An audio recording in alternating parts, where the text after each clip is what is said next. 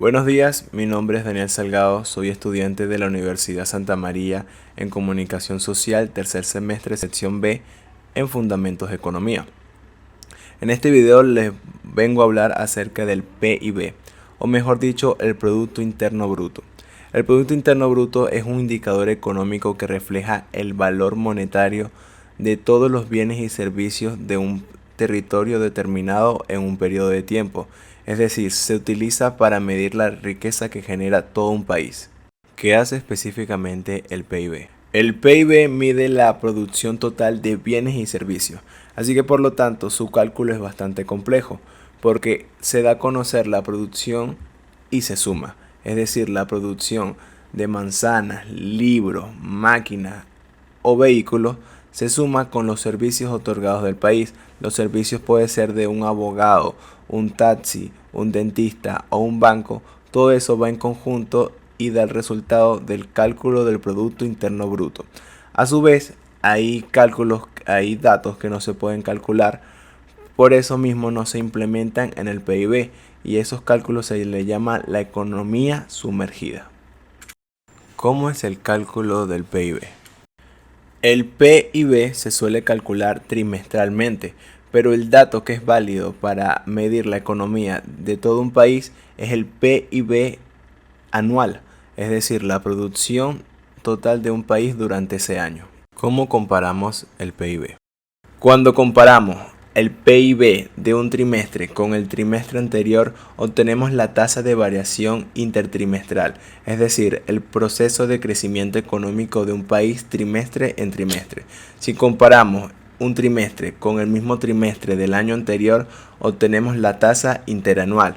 A la hora de comparar PIB en países internacionales, se mide con el PIB anual y está medido en dólares de Estados Unidos.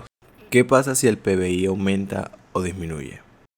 En resumen de lo anteriormente mencionado, es que el PIB es el indicador de toda la riqueza económica de un país.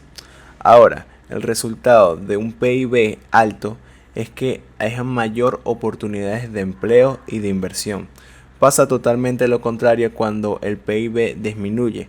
Eso significa que hay una recesión económica y que poco a poco va conduciendo a un bajo consumo y a menos beneficios de los empresarios. Y esto conlleva a un desempleo y menor inversión.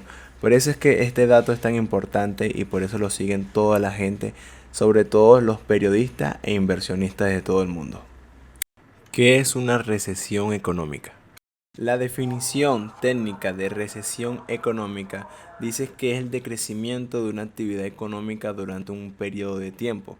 Generalmente existe recesión cuando hay una variación negativa del PIB durante 2 trimestres consecutivos. Vulgarmente antes le llamaban el periodo de las 2 vacas flacas.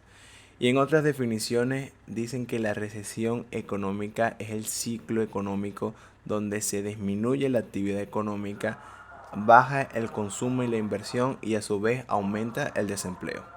¿Cuáles son las causas de la recesión económica? Una de las principales causas de la recesión económica es la superproducción que se ve en los años anteriores donde había crecimiento económico y aumento de precios. El aumento de precios principalmente afecta a las materias primas, a los índices bursátiles y a las viviendas.